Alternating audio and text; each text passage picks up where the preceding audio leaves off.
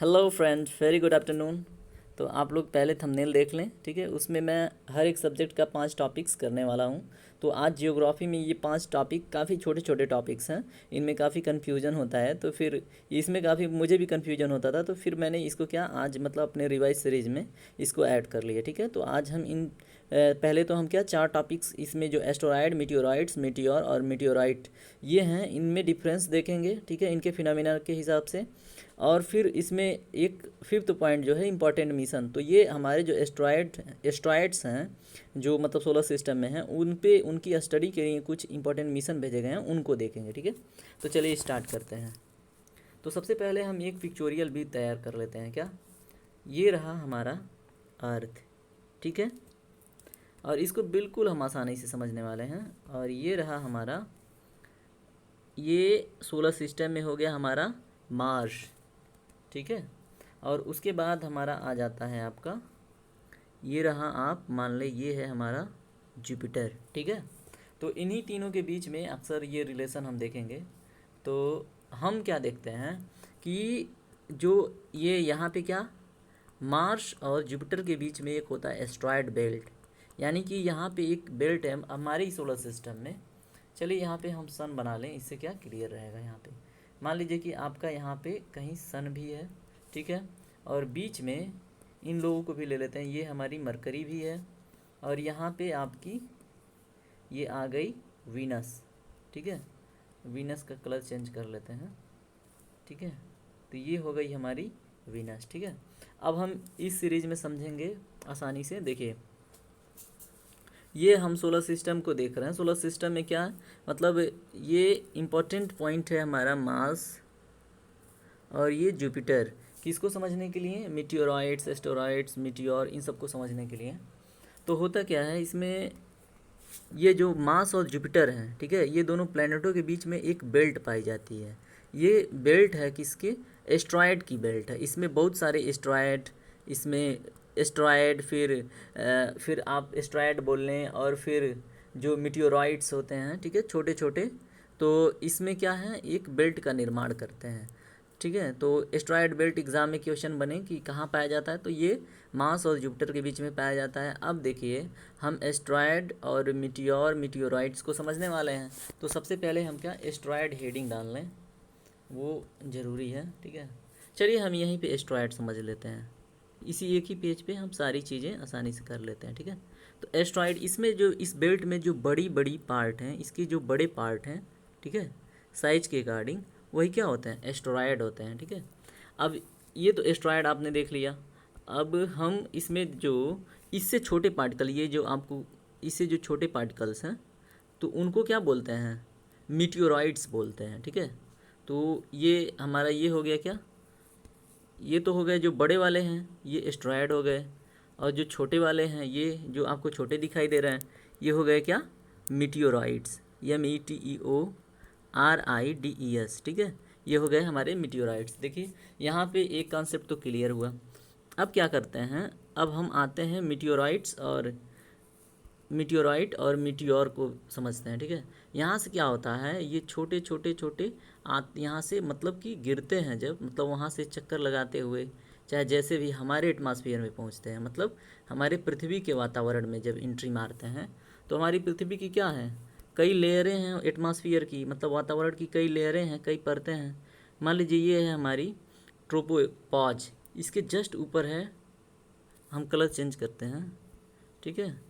इसके जस्ट ऊपर आपकी आ जाती है, इसमें काफ़ी कम डिफरेंस है। ये हो गई मान लीजिए हमारा क्या, ट्रोपोस्फेयर।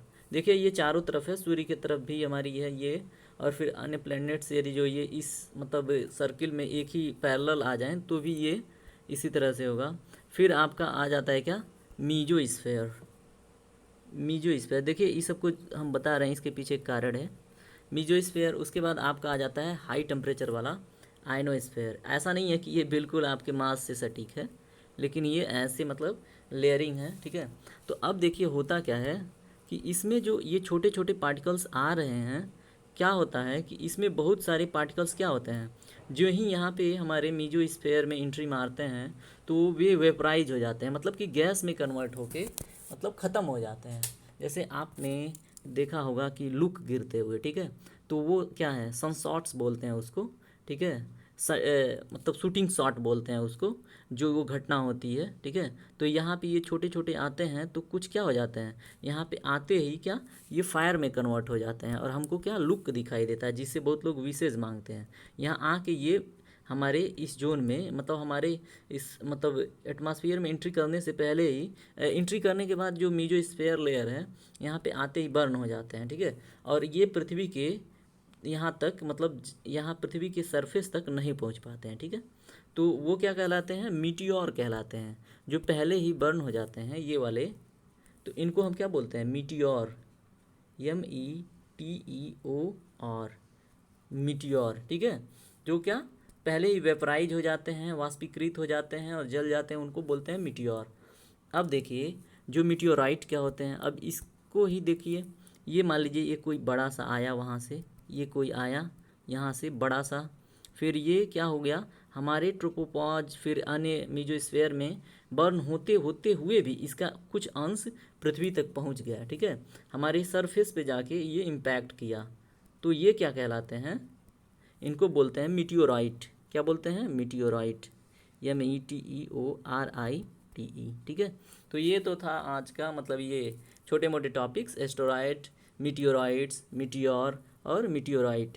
तो ये काफ़ी इजी टॉपिक था, जिसको आप बिल्कुल आसानी से पिक्चोरियल वे में समझ सकते थे, ठीक है। तो अब देखिए ये तो हमने देख लिया इनका डिफरेंस, इनमें क्या रिलेशन है, ठीक है। तो अब हम आते हैं क्या, चलिए अब हम आते हैं इम्पोर्टेंट मिशन के विषय में जानते हैं, जो ये जो एस्ट्रॉयड हैं उनके स्टडी के लिए जो भेजा गया है, ठीक है। तो हम चलिए जानते हैं मिशन के बारे में। अब इसको, इस पेज को हम हटाते हैं, ठीक है। चलिए अब हम जान लेते हैं। तो इसमें हम क्या, मतलब इसमें फैक्चुअल चीज़ें हम केवल देखेंगे, ठीक है। तो सबसे पहले क्या करें, हम अपना जो एस्ट्रॉयड पढ़ रहे हैं, तो एस्ट्रॉयड तो हम जान ही चुके हैं कि होता क्या है। तो उसमें छोटे छोटे बिना शेप वाले ऐसे एक स्ट्रक्चर होता है, क्या, किन किन, कहाँ ये कहाँ पे होता है, ये आपके मार्स और जुपिटर प्लैनेट के बीच में, ये मार्स और जुपिटर प्लैनेट के बीच में ये जो बेल्ट है वहाँ पे होता है। लेकिन ये कुछ, मतलब कुछ पृथ्वी के भी क्या कक्षक में है उपस्थित, ठीक है। पृथ्वी के कक्षक में भी कुछ मीटियोराइट्स, कुछ मीटियोरॉड, मतलब ऐसा नहीं है कि केवल यहाँ, ये मतलब ऐसा माना जाता है कि यहीं से आते हैं, ठीक है। लेकिन हर एक कक्षक में कहीं ना कहीं छोटे बड़े उल्का पिंड जो भी हैं, देखिए मीटियोराइट को उल्का पिंड भी बोलते हैं, वहाँ पे मैंने नहीं बताया, ठीक है। तो अब इनके विषय में हम जानते हैं, जो इम्पोर्टेंट मिशन भेजे गए हैं इससे। तो हम मिशन हेडिंग डाल लेते हैं, मिशन, ठीक है। तो मिशन में हम सबसे पहला देखते हैं, फर्स्ट देखते हैं कि एक ओसिरिस नाम का मिशन भेजा गया था, ओसिरिस, ठीक है। ओसिरिस रेक्स नाम का मिशन भेजा गया था, किसके स्टडी के लिए, तो इसको भेजा गया था मतलब सिंपल रिटर्न, मतलब सिंपल लेके वापस आने के लिए। ये गया था वेन्यू, जो हमारे पृथ्वी के करीब है, ठीक है। ये एक वेन्यू नाम का एस्ट्रॉयड है, वेन्यू नाम का, जो काफ़ी न्यूज़ में कभी कभी रहता है, ठीक है। तो ओसिरिस को, ओसिरिस रेक्स मिशन में, तो क्या मतलब इसमें इस मिशन को भेजा गया था यहाँ से सिंपल, जो मतलब यहाँ से कुछ टुकड़ा वगैरह लेके आने के लिए, स्टडी करने के लिए, ठीक है। तो ये एस्ट्रॉयड वेन्यू पे भेजा गया था, कब, 2016 में। तो ये याद रखें। तो क्वेश्चन बन सकता है कि Osiris Rex mission is related to, तो वहाँ पे वेन्यू का ऑप्शन रहे तो उस पर ट्रिक कर लें, ठीक है। अब इसमें चलिए हम नेक्स्ट पॉइंट देखते हैं, नेक्स्ट मिशन हम देखते हैं। तो इसमें हायाबूसा, हायाबूसा इसका नाम तो आपने सुना ही होगा। लेकिन एक देखिए, एक सीरीज हायाबूसा 2010 में छोड़ी गई थी, और एक अभी 2014 में छोड़ी गई थी, जो 2018 में पहुंची थी, ठीक है। तो ये हायाबूसा को पहले देख लेते हैं, हायाबूसा मिशन किसके द्वारा, ठीक है। तो हायाबूसा जो है ये जाक्सा, यानी कि जो जापान की स्पेस एजेंसी है जाक्सा, उसके द्वारा, ठीक है, उसके द्वारा ये मिशन छोड़ा गया था।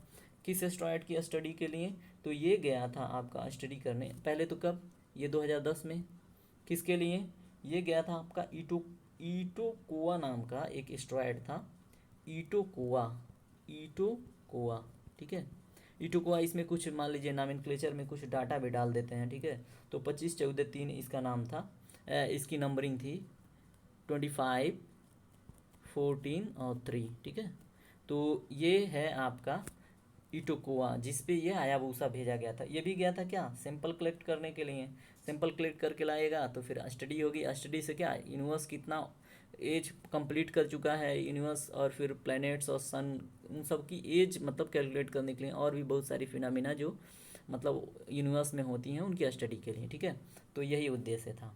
अब चलिए इसमें हायाबुसा 2 को भी देख लेते हैं। तो हायाबुसा हमने देख लिया, ओएसिस रेक्स देख लिया, किसने भेजा गया था वो भी देख लिया। अब चलिए हायाबुसा 2 को देख लेते हैं।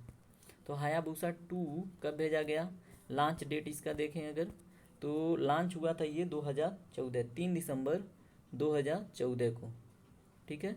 3 दिसंबर 2014 को ये भेजा गया था। उसके बाद इसमें इम्पॉर्टेंट फैक्ट ये है कि ये पहुंचा कब था, ठीक है। तो ये पहुंचा था आपका 27 जून 2018 को। कब, 27 जून 2018, ठीक है। तो इस डेट को ये पहुंचा था। कहाँ पे, अब देखिए ये किसके लिए भेजा गया था वो सबसे इम्पॉर्टेंट है। तो हायाबुसा 2 मिशन भेजा गया था किसके द्वारा, तो हायाबुसा फर्स्ट जाक्सा के द्वारा। तो जाहिर सी बात है हायाबुसा 2 जाक्सा का ही होगा, जापान स्पेस एजेंसी जो है तो उसका नाम है जाक्सा। तो ये भेजा गया था रॉयगू के लिए। ये देखिए एग्ज़ाम में पूछ चुका है, फिर भी पूछने की संभावना है। रॉयगू, ठीक है, रॉयगू एस्ट्रॉयड है, इसके लिए भेजा गया था। इसकी भी एक अपनी नंबरिंग कोडिंग है। तो इसकी कोडिंग देखिए, लंबी चौड़ी कोडिंग है, 16 27 73, ठीक है, 16 27 73 इसकी कोडिंग है, ठीक है। तो ये आप याद ना रखें तो भी, रोएगू केवल याद रखें तो भी, ठीक है, काम चल जाएगा। तो ये रहा हमारा 3 मिशन हमने देख लिया। अब चलिए हम इसमें बस इतना ही, इसमें और क्या, मतलब ये 3 मिशन ही इम्पॉर्टेंट है, और भी बहुत सारे मिशन इसके लिए भेजे गए हैं लेकिन हम उस सब के विषय में नहीं जानते, ठीक है। तो चलिए हम इस सेशन को यहीं पे समाप्त करते हैं। और देखिए इसमें यदि आपको कुछ सीखने को मिला है तो धन्यवाद, और अब आपकी जिम्मेदारी शुरू होती है, ठीक है। तो सीखें और सिखाएं, ठीक है। धन्यवाद।